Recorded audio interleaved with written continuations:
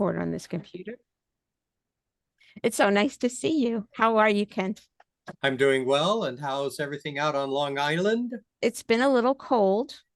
Um, Oh, you're talking to a I Minnesota. know. Well, You are cold. well, tomorrow's supposed to be raining in the 50s, so I Oh, guess good. It'll warm up a that's little. like a warm front for you, right? That's like the middle of the summer. So Actually, here in Minnesota, we've had some very nice November weather. It's been much warmer than typical. It's just been quite lovely. Usually we have snow on the ground by now, but looking good out there. yeah. Where in Beautiful sunny Minnesota? days. Where in Minnesota do you live? St. Paul. Ah, the Twin I, Cities, right? yes. Let me give Kent a little introduction for those of you who don't know him. William Kent Krueger is the author of 23 books and counting. Most of them falling into my favorite genre, which is police procedurals. I consider them police procedurals. I'm not sure if you do. You are the New York Times bestseller author of the Cork O'Connor series, which is now at 19 titles. And That's correct. I think you're working on the 20th. Yep. And you have four other notable and best-selling novels. I just finished The River We Remember. I have it, you have it, and I have it too. I love it. I think it's one of the best books of the year. And yeah, you're from St. Paul, Minnesota. Welcome to Hewlett-Woodmere Public Library. We are on Long Island. It's often temperate here. And I hope I didn't insult you by saying the Twin Cities. I know there's like a big a rivalry between the two. There's Minneapolis there's and St. Paul. there's another city out here. Never heard of it. Hey, are you What, you old don't enough like to remember when the Lakers played there? Oh, that was a long time ago. And they never changed the name. That's makes so when they LA Lakers makes no sense. You know, like the Utah Jazz, they never Exactly. changed the name. So well, do you have a basketball team now in Minneapolis or St. yeah, Paul? We have players that get out on the court. the Timberwolves. Right? The Timberwolves. I What don't is follow basketball anymore. Not for a few years. So I'm gonna start in Are with we really talking sports?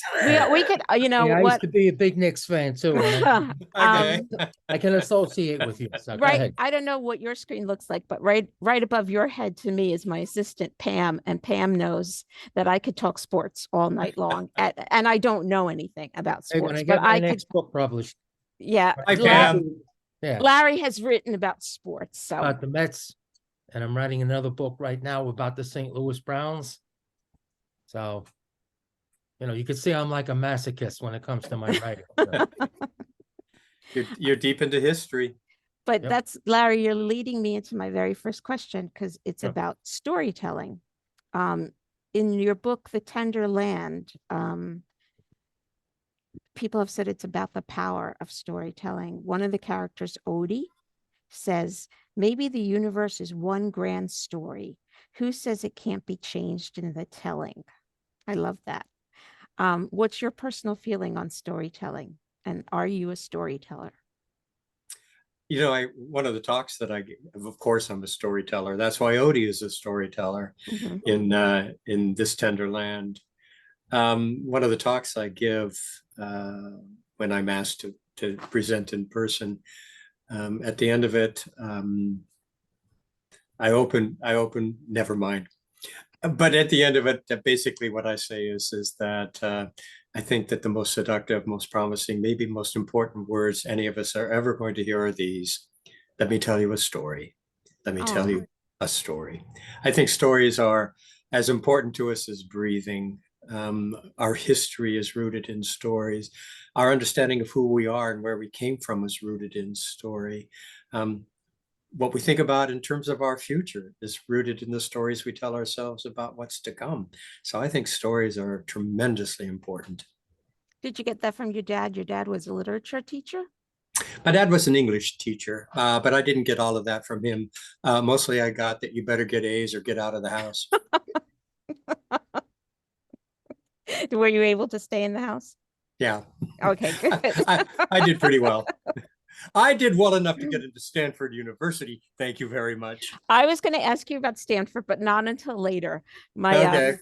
Are First, we going to talk about why I got kicked out? Is that I where know we're why going you with got that? kicked out. Okay. I know why, but I don't know if everyone else knows why. I know people bring it up a lot to you, so I was going to save it.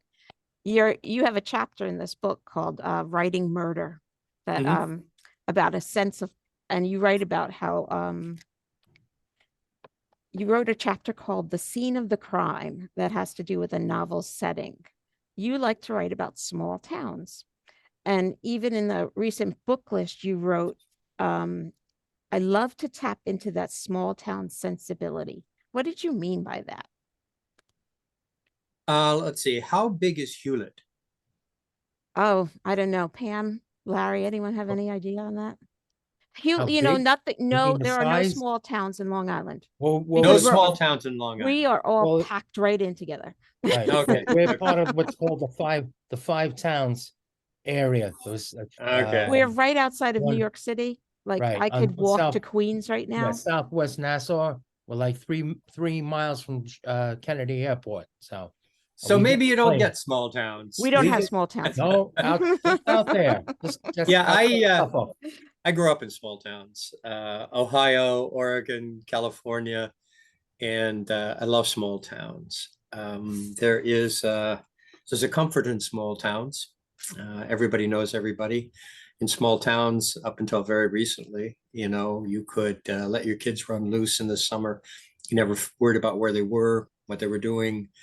Um, and well, there's also the flip side of that. Everybody knows your business and is into your business.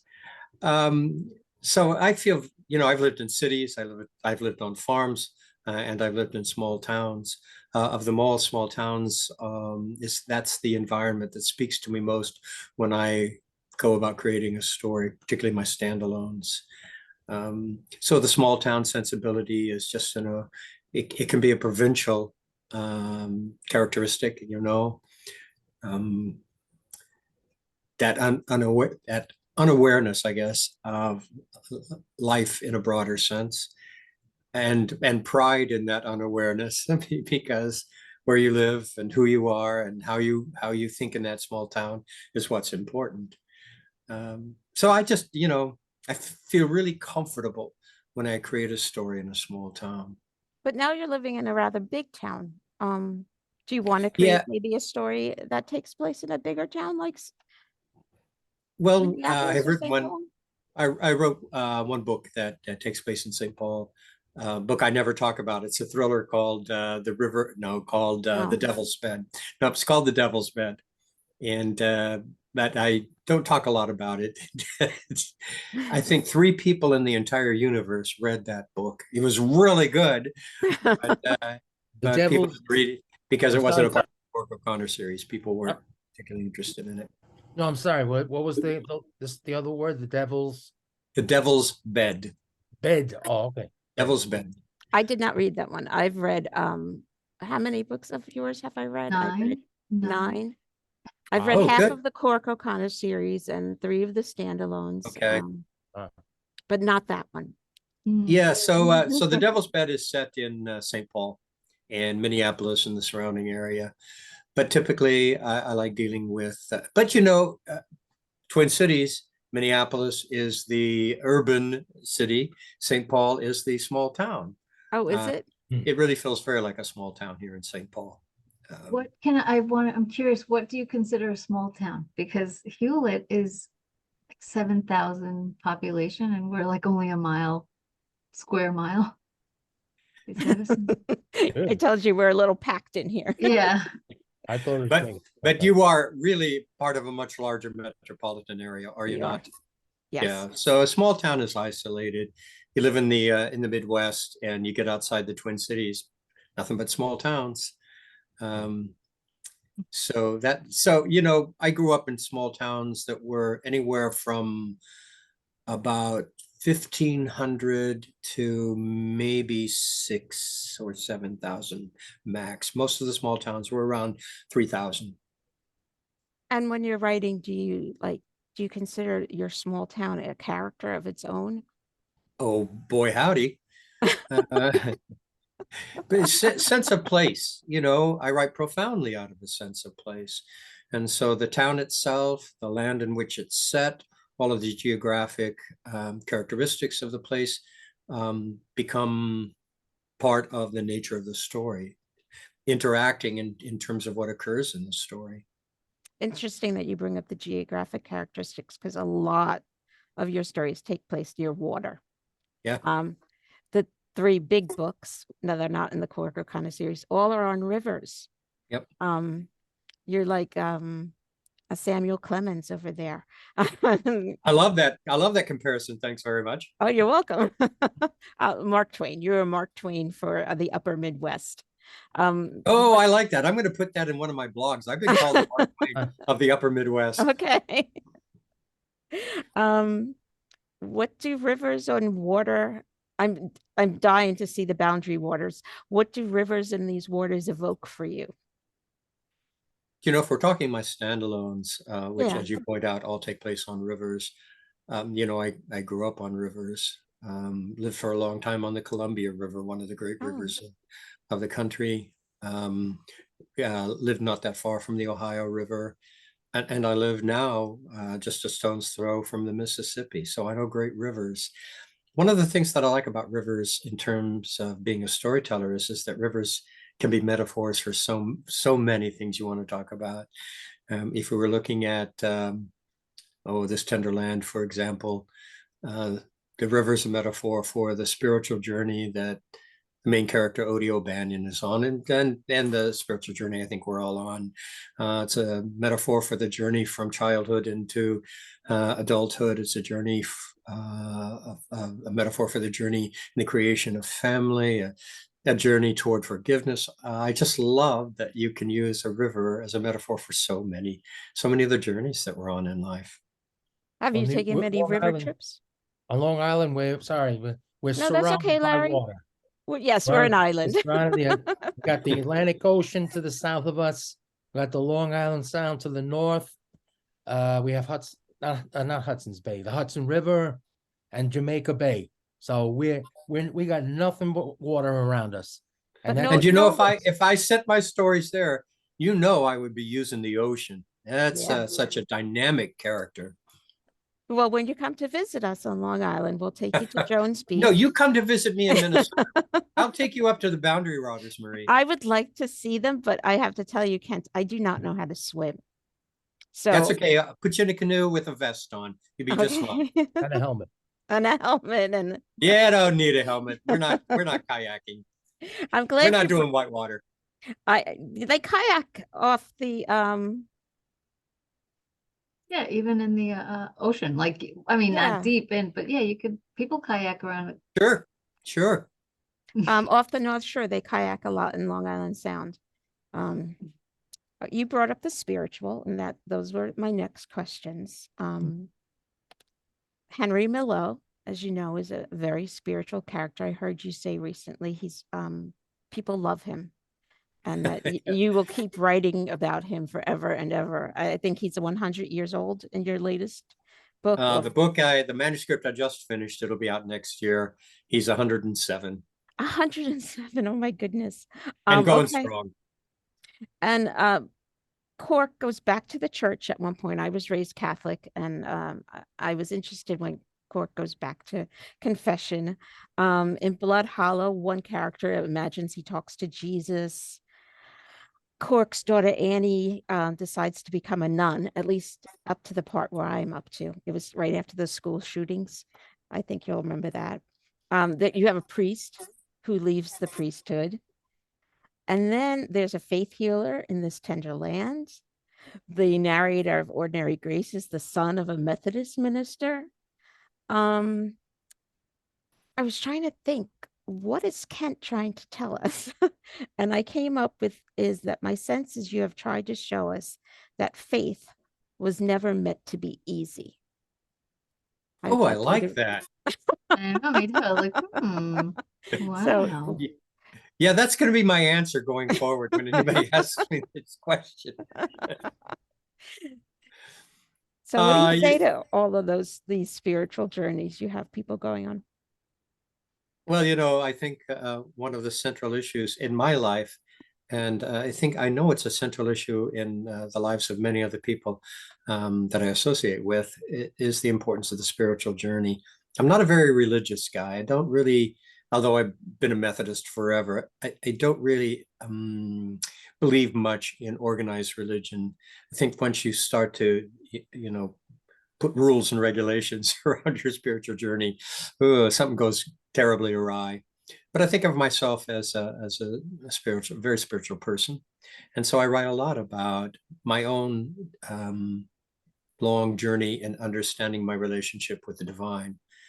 And, it's been helped a great deal, I have to be honest with you, as a result of my work with the Native community here in Minnesota, through my Cork O'Connor series in particular. It's really difficult to deal with Native people, whether it's here or I'm sure any Indigenous people anywhere, without coming to an awareness of their profound belief in their connection with the spirit of nature, of earth, of that divine spirit that I believe runs through everything. And so, yeah, I've been greatly influenced as a result of that. I think it's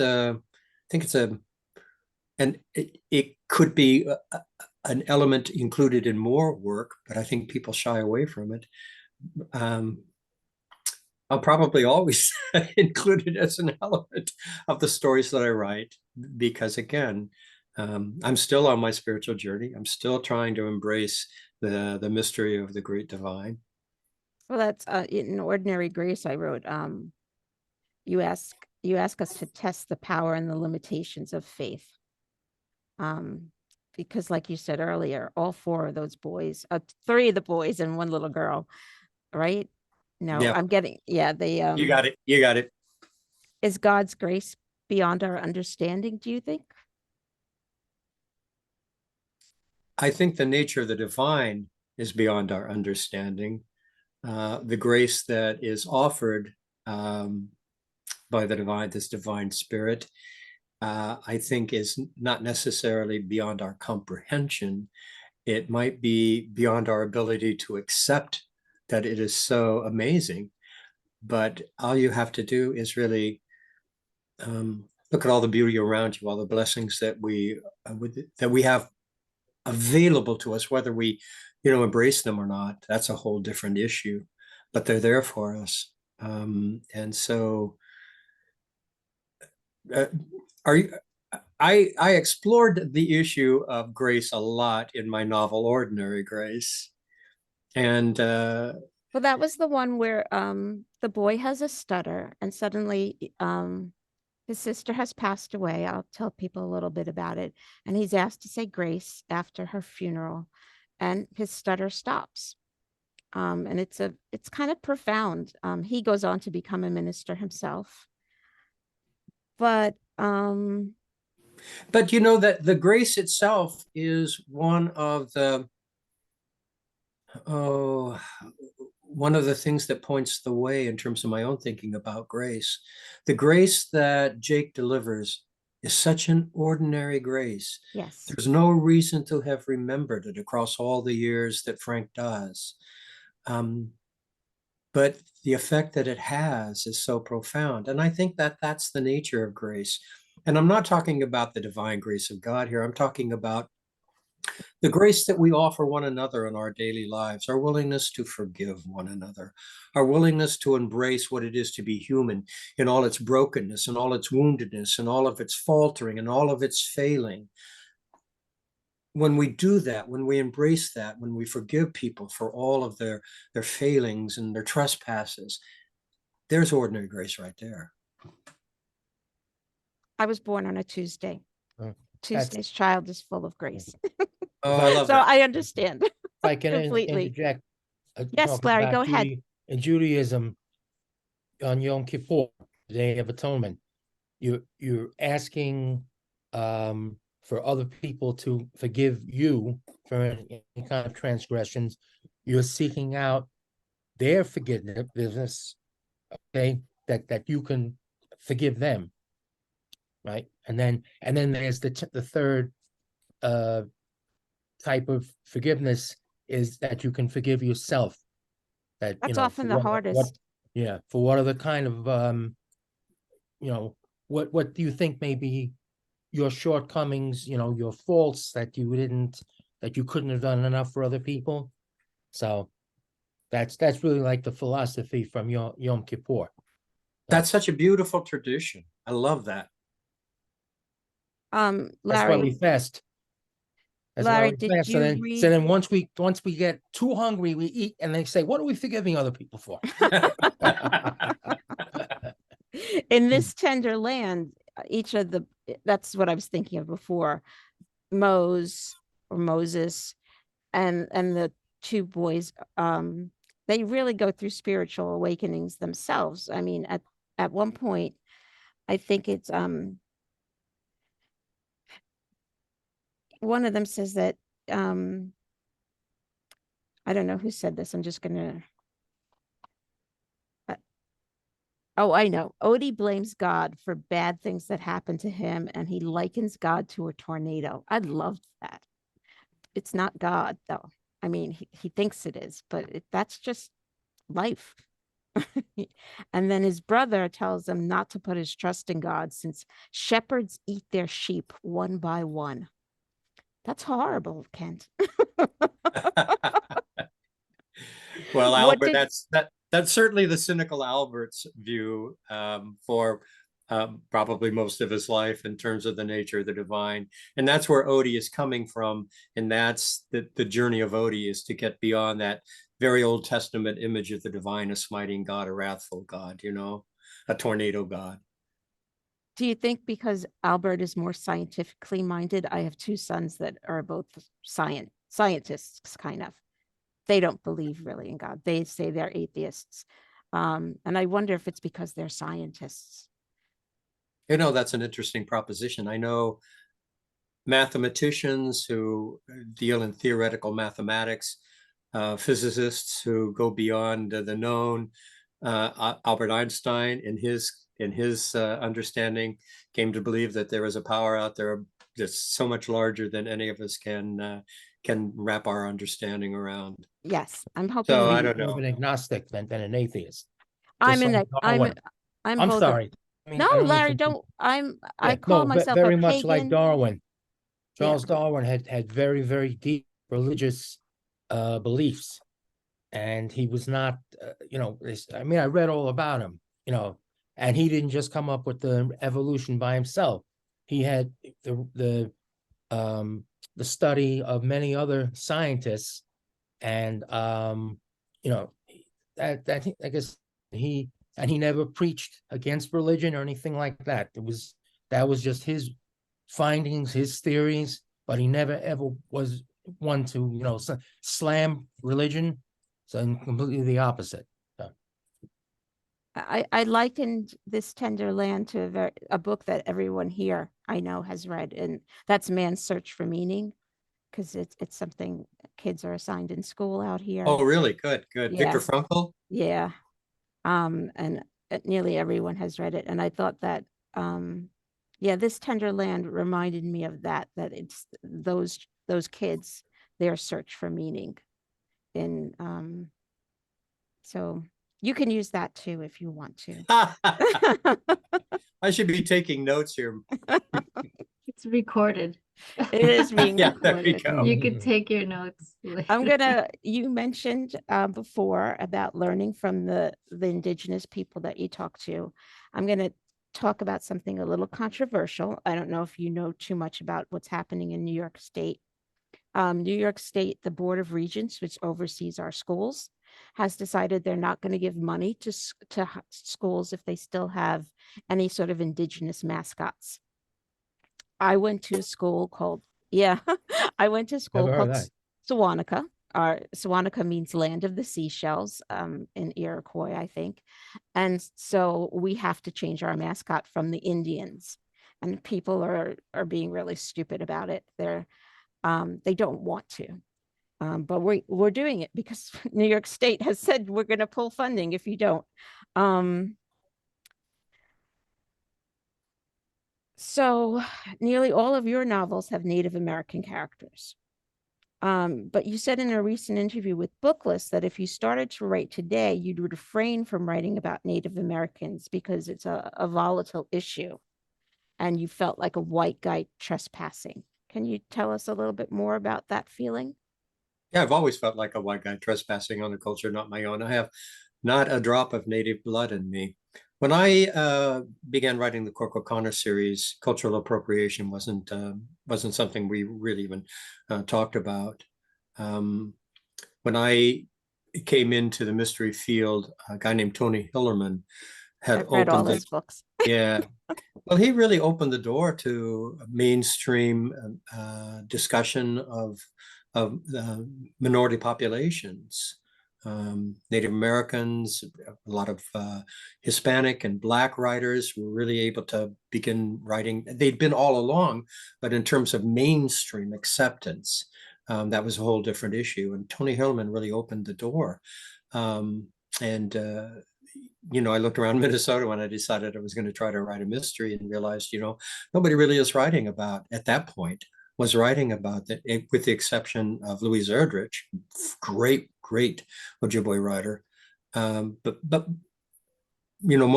there were a lot of people who wouldn't read Louise Erdrich because she's wonderfully literary. And there are a lot of people who don't like literary stuff.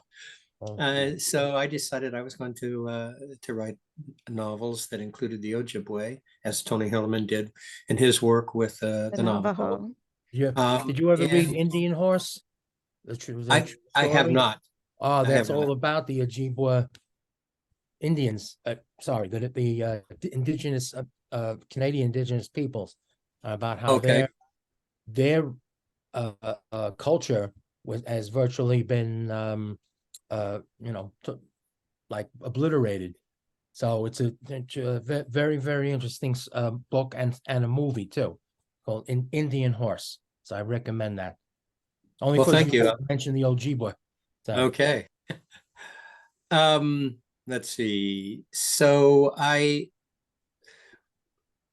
how I justify it to myself is this. I have lots of friends in the Ojibwe community who help guide me in my understanding of the culture. And I work very hard to try to get it right and to offer readers a different image of Native culture than the stereotypes they might be holding. While it's true, the Native people all over our country and Indigenous people everywhere struggle with the trauma of having their culture shattered, and the fallout from that continues to be substance abuse issues and family dysfunction and all kinds of things. But there are also Native American people who have pulled it all together and continue to work hard and have become doctors and lawyers and plumbers and waste management control people and live lives that don't involve a lot of the stereotypic behavior patterns that so many white people associate with Native people. And so what I try to do is give a different view of the Native people without glossing over the fact that Native communities struggle. They struggle with this multi-generational trauma. Yes. I feel like you're kind of reading my mind and it's getting a little weird, but I was going to ask you about David Truer. Oh, yeah. So David Truer wrote the book, The Heartbeat of Wounded Knee, and it explores, it's sort of a repudiation, did I pronounce that right, of Dee Brown's book, where, Dee Brown's like, everything's bad. And Dee Brown's not even Native American. So David Truer wanted to show that there are Native Americans in this country who are doing well and are prospering and are still managing to keep their religion and their own faith and their own lifestyles. But, and this is a problem I had, he criticizes people like Louise Erdrich and Sherman Alexie. And he says they bring in inaccuracies and inconsistencies. And he thinks their stories might be influencing whites to believe their novels are accurate. So again, how do you work to avoid inconsistencies? Do you have a reader? I do. Usually when I have finished one of my manuscripts in my Cork O'Connor series, I'll give it to at least one, but usually two of my Ojibwe friends to read and vet for me. So I haven't said anything that's too stupid or even worse, offensive. And just this in terms of David Krueger, he's a brilliant guy, and I He love is. his writing. And like everybody else, he has his own opinion about things. That doesn't necessarily mean it's the only opinion you should listen to. I mean, I think everyone should read Sherman Alexie's. I know Sherman Alexie's gotten a bad rap more lately because of personal things, but you've read his book, the Diary of a Part-Time Indian. It's just fantastic. Every teenager should read it. You know, one of Um, the issues now, Marie, that would prevent me from or would cause me to think very cautiously about doing what I do, if I were thinking of beginning, is the fact that now there are an enormous number of fine Native American authors at work and who are being embraced by the mainstream. yes. So what I set out to do, as a white guy, don't have to do, because there are so many authentic voices out there telling the stories that needed to be told, raising the issues that need to be raised. You've read Tommy Orange. You've read Oh, sure, they're there.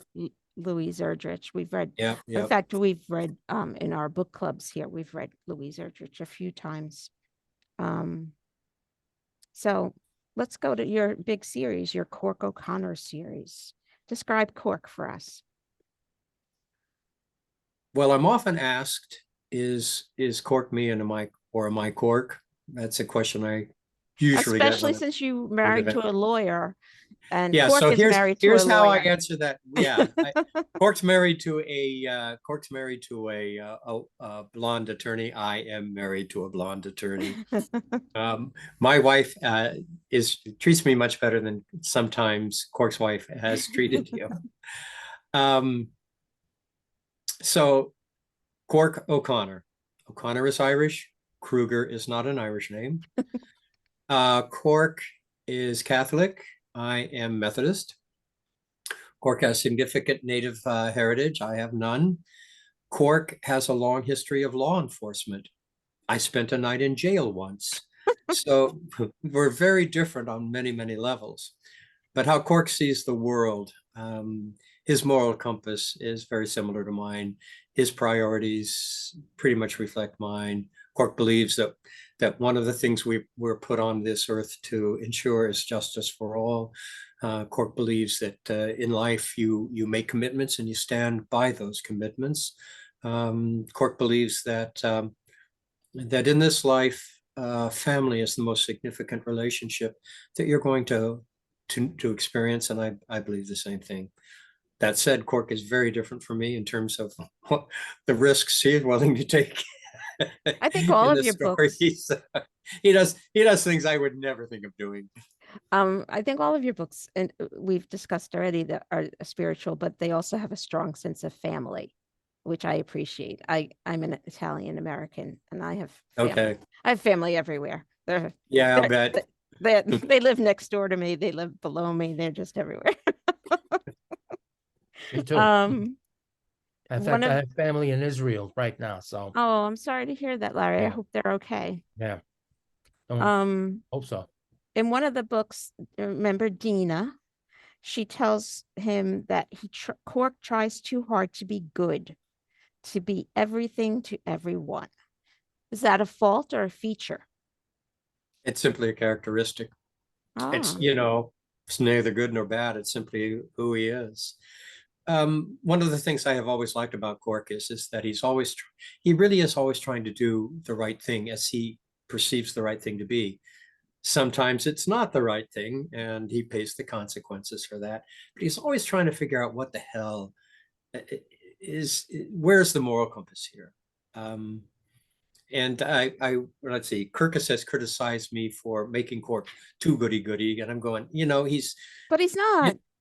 I think he's like a regular. Most regular people are trying to do the best, figure out what's the right thing to do in any situation, and that's Cork. And sometimes he makes really bad decisions. He's not goody-goody. Exactly. And every once in a while, he knowingly does something screwy. Yeah. does something that goes against his moral fiber because it's what's required of him. He is Ogijida, which is an Ojibwe word that means warrior, or I have always loved better the interpretation, one who stands between evil and his people. Cork is Oh. Ogijida.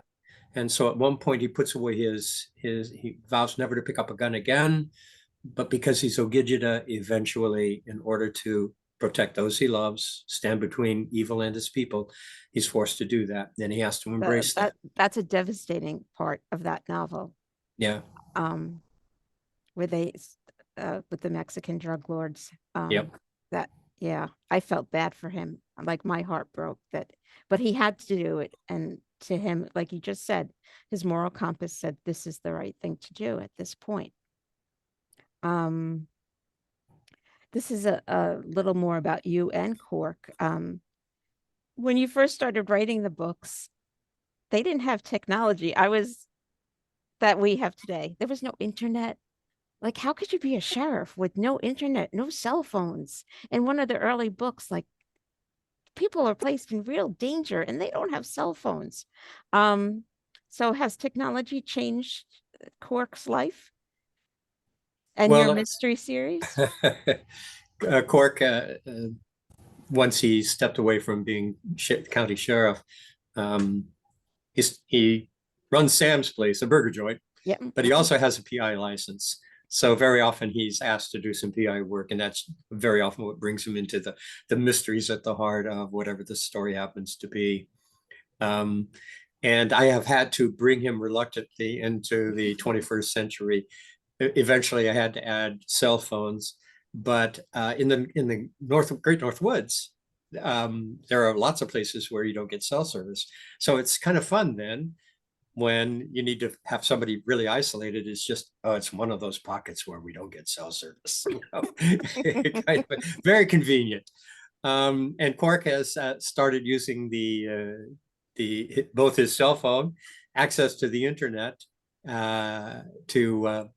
in his PI work to track down people. So very slowly, Cork has been dragged into the 21st century. And has Kent Krueger been dragged into do you still write longhand or do you type now? What do you do? Well, I wrote my first probably 10 novels longhand, cheap Mead wirebound notebooks with a big pen. But if you write longhand, there's this step where you have to transcribe all that messy stuff into a word processing program of some kind, and that takes time. And I happen to be a bit behind in my speculation about meeting deadline on a particular novel, and I thought if I could skip that transcription step, maybe I could actually meet deadline.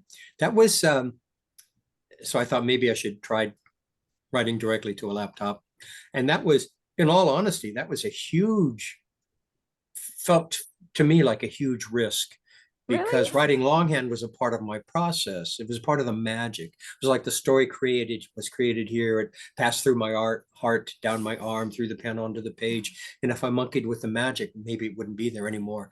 But I went ahead and gave it a shot, and it worked. I write to a laptop now. Do you still go to a diner some mornings to write? I had to abandon the coffee shops during the pandemic. Because we had to shelter in place, and I have not yet returned. But up until the pandemic, I had written all my novels in coffee shops.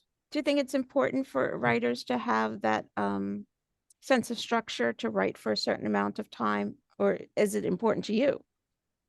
Well, I think if you're an artist, and I don't care what your medium is, if you're going to produce anything, you have to approach your art in a disciplined way.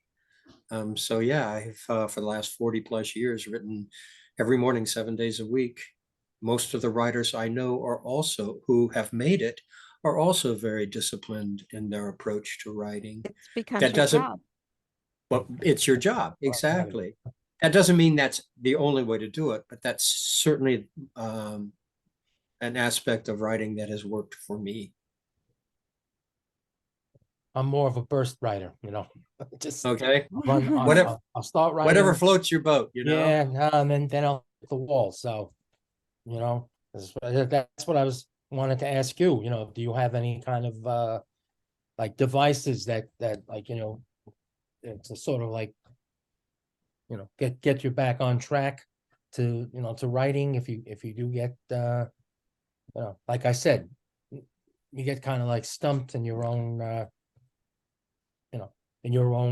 writing and everything. So I think I'm often asked about writer's block. Have I ever experienced writer's block? And the truth is I haven't. And I think one of the reasons is the fact that I write every single day. I will stay connected to, in that way, stay connected to the energy of the project. And I think it's so important to keep moving forward. When I sit down to write in the day, typically I'll have an idea about what I think I want to accomplish. But sometimes when I sit down in the morning, it's just not there. I try not to let that bother me. I think about, okay, I know kind of where this story is going. Let's skip what happens now and just think about something that sounds exciting to me right now to write that will maybe play a part in the story. And so I'll start monkeying around with that, not putting a lot of pressure on myself.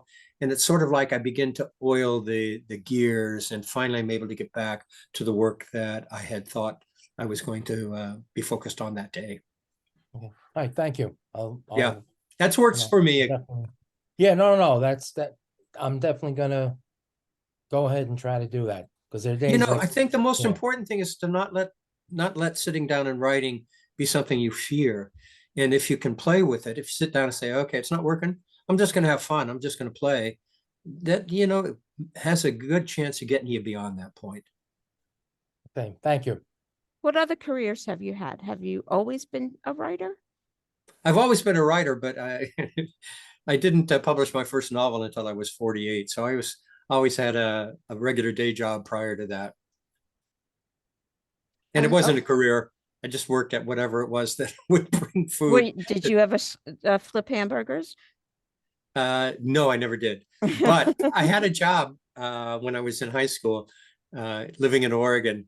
I worked for a guy who delivered potato chips and ketchup and mustard and pickles, big things of pickles, to all of the burger joints way out in hell and gone. And so I spent time in lots and lots of these little burger joints. And the Quonset hut that's in Cork O'Connor, the Cork O'Connor novel, Sam's Place, is patterned after a Quonset hut that had been turned into a burger joint in the middle of nowhere, Oregon. So where did these Quonset huts, where did they come from? Are they U.S. military type things? I think my understanding is that they really came into being in large measure as a result of World War II. They were quick and easy to put up and inexpensive for the government to do. They're designed in such a way that, they can serve many, many functions. Okay. I've never seen one. I had to look it up because really, yeah. Yeah. Go into Google Quonset hut and images. You'll see all. That's what I did. I was like, I don't know what he's talking about. Like every time you mentioned it, it was like there's a back half and a front half, and I was like, what is he talking about? I pictured a hut, just like a hut, and I was like, how's he getting all that done in there? I gotta honestly tell you, it never occurred to me people wouldn't know what a Quonset hut was. Never occurred to me. No idea whatsoever. And because of the other things you've written about, I thought it was a Native American word. So I was like, what is this thing? Well, thank you for opening my eyes. It was like the temporary housing that the military used to put up for the veterans and their families. So you often found it on military bases because it would house the troops. Mm-hmm. Your unit or your squad or whatever would be put in a Quonset hut. That's where the barracks would be. I wonder where they got that word from. I will research that part. You don't have to worry about that. I think it's an Inuit word. Oh, it is. Okay. No, I just made that up. All right, let's talk about your days at Stanford. My son just recently decided not to apply to a PhD program at Stanford, and I'm really disappointed. Why did he decide not to? He's a physics major, and so when you apply for PhD programs, you kind of look for professors that you want to work with, rather than a program itself. And right. So that was a deciding factor. Okay, well, good for him. Did he get has He's he still been applying. accepted? Okay, so he's Yeah, still applying. we're all Okay. crossing our fingers. So Stanford, yeah, I matriculated at Stanford in the fall of 1969. This was deep in the Vietnam War. You are so young, you don't remember any I was of 3 years the old in okay, 69. the chaos that the Vietnam War created in this nation, particularly divided this nation, divided communities, divided families. Stanford University at that point in time had a relationship with an organization called the Stanford Research Institute, SRI, whose primary source of income at that point in time was research into military weaponry. There were a lot of us at Stanford who felt that was an inappropriate relationship with an institution like Stanford to maintain, particularly at that point in history. So we petitioned the board of directors to, or trustees, to sever the relationship. We petitioned the administration. Nobody listened to us because, of course, there were huge sums of money involved. Finally, in frustration, a group of us marched into the administration building one day and occupied it. The president of the university, pretty reasonable guy named Richard Lyman, vacated the building and we took it over. That night we had a band come in and we held a dance where typically we would have registered for classes. And at midnight, the band packed up and took off. And those of us who were going to occupy the building rolled out our sleeping bags and went to sleep. Huge tactical error, because at 1 a.m., the Palo Alto riot squad swept through and arrested us all. I was on a full scholarship. The scholarship evaporated. And at the end of the year, I had to leave Stanford. Why? Why did they do that? Why did the Uh, riot squad come through? You were sleeping. You were well, peaceful. they dealt with us. They were in full riot gear, but nobody got hurt. Okay, Um, good. yeah, I told you I spent a night in jail once. That was when I spent my night in jail. Oh, where did you wind up finishing your undergraduate? I never did. You never did. I haven't graduated from college. Oh, do you want to? It's never been a big deal for me. When I left Stanford, I went back to school. Oh, it's sort of a half-assed way for a couple of years, but I, I, I finally decided college wasn't teaching me what I needed to know in order to be a writer. I wanted to go out and experience the world, so I did sort of the Hemingway-esque education. I went out and I logged timber and I worked construction for many, many years until my wife entered law school here in the Twin Cities, and I became a mid-level bureaucrat and moved on from. Oh, okay. So you knew from the very beginning, as a little kid, you wanted to be a writer then? Yeah, always. And I always knew that I was not going to be a career person because I didn't want to have uh, that job thing that would suck all my creative energy from me. So, and physical labor, loved physical labor. So that's what I did. Worked hard all day. I was a bronze Adonis back in the old days because I never wore a shirt when I was working construction. Um, but it kept my mind free for all of the creative stuff that I wanted to really be about. Oh, I didn't realize that because I don't know why. I guess I got you and your dad confused. I thought maybe you taught for a little while in high Well, I school. have taught writing. Once I Okay. published and became a fairly well-known mystery writer, I have been asked.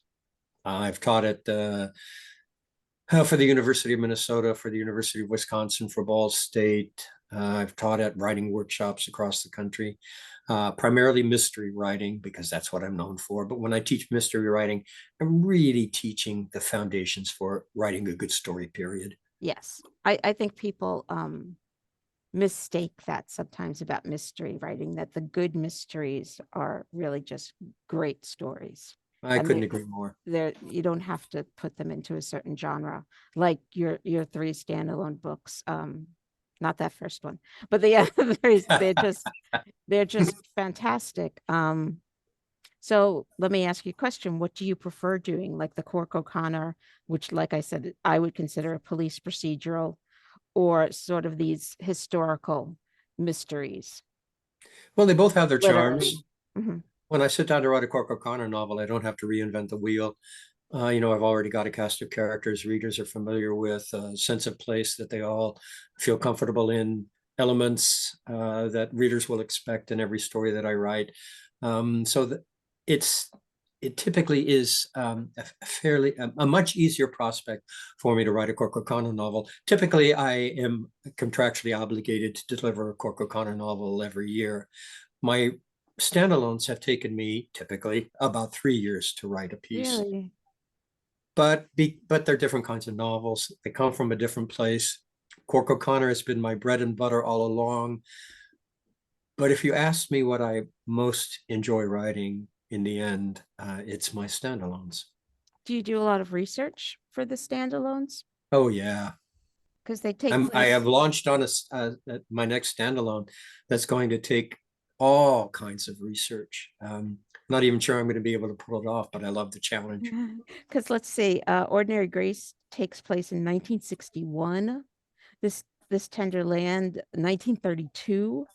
The River We Remember is just after World War II, so it's like in the 50s. 1958. 1958. So there's a lot of research. Those are all But you pre-Marie.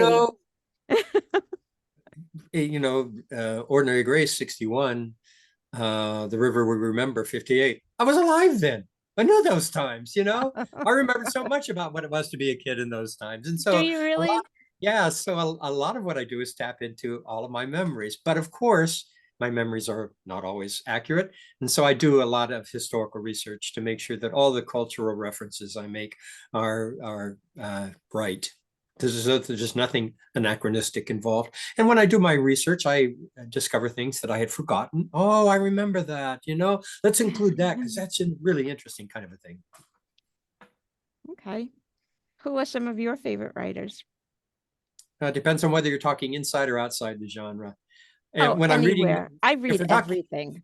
yeah, okay. Well, I really like the work inside the genre. I like the work of James Lee Burke out of New Orleans. I Mhm. love the work of Tony Hillerman, as I've mentioned before. I think Dennis Lehane is just outstanding. I like C.J. You are Box. crossing the country Yeah, with these guys. there you go. Because these are the writers I'm mentioning are writers who write profoundly out of a sense of place. Yes. And that's what I do. And so I really appreciate what they do. You know, if I'm reading what we would call literary fiction, my favorite writer these days is a guy named Frederick Backman. Mine Man Called too. Ove. Yeah. No, the Beartown series. Oh, I love the the best thing in the Beartown series. world. I just finished reading Winners, and I likened the first book. I'm sorry, this is just going to be between me and Kent right now. But the first book, Beartown, I thought it was Shakespearean in its shape, in the form of it. There are acts. There's a climax at Act 3. I thought it was the best thing ever. I couldn't read book 2 because it got so violent, but I'm going to go back to it. stay with it. Stay with it. That's what I've been because told. he never ends a book without giving you a sense of hope. Okay. Because it did get violent in the middle. It's Yeah, all there's about some hockey. violence in it. Mhm. I love Yeah. him. Yeah, me too. So he's my current favorite guy. He's the guy who, whenever the book comes out, I have to rush to get it. He wrote Anxious People. Anxious People. Have you seen the movie they made of Anxious People? No, I have not. Oh, it's really good. You should Oh, try to really? get it. I'm always reluctant to do that because, you know, the chance of it being disappointing is so huge. Well, you'll have to read the subtitles, but no, it's very good. It's very Okay. good. Okay. I You know, want, you've got me for about 5 more minutes. I know. I just have one more question. One more Okay. question, and then we'll let other people talk. I want you to try to read S.A. Cosby's Let the Sinners Bleed. I think you will really like him. Okay. Okay, now everyone else can talk. Does anyone else have any questions? Is it that The Anxious People, that's a movie, or is it a Well, it's a book Yeah. first by Frederick Backman. Right, It's right. very thin. It's a little book, and it's just wonderful. It's delightful.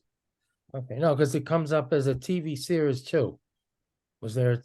I think it's a different. I think that's It's a different. different one. Yeah, the movie that they made takes place where in Sweden? Is that where the book takes place? Sweden or I believe Norway? so. Yeah, I believe he writes out of Sweden. right. I get my Nordic writers a little bit confused. I know. You know, typically the Nordic the Scandinavian writers are so dark, particularly if you're talking in the mystery genre. Not Frederick Backman. Joe Nesbo, Juicy Oh, Joe Edgar Nesbo. Olsen. Joe Nesbo writes children's books too. Oh, I didn't know that. Yeah, look them up. Dr. Proctor's Fart Powder. powder. Speaking of fart powder, I'm just kidding. Brooklyn, Brooklyn. Someone in the comments said that there used to be the huts along the Belt Parkway in In Brooklyn. Brooklyn. Yeah, So I don't Quonset know. huts. Yeah. We make jokes about the smell of Staten Island, so we're headed like near Brooklyn. I thought it was like a good. Does anyone else have any other questions or comments they want to make? Before I let Kent, what time is it there? It is about 3 minutes before 7 o'clock. Oh, so you still have time to catch a game. Oh, well, I'm just smelling my wife. My wife is making dinner upstairs. I'm going, boy, does that smell good. I'm hungry. I really thank you for being with us tonight. It was very enjoyable meeting you. You know, I have to say thank you. You have really done your research. Your questions were really knowledgeable questions, and I so appreciate that because that's not always the way it is. Oh, that's very sweet of you to say so. I enjoy your writing very, very much. So it was something I wanted to do. Yes, thank you Well- for your advice too. Well, thank you, everyone who tuned in. I hope you had I hope you had as good a time as we had. Yeah. We did, yes. All right. Thank you, everyone. Take care, Bye-bye. everybody. Bye. Have a nice dinner. Bye-bye. Thank you. Bye.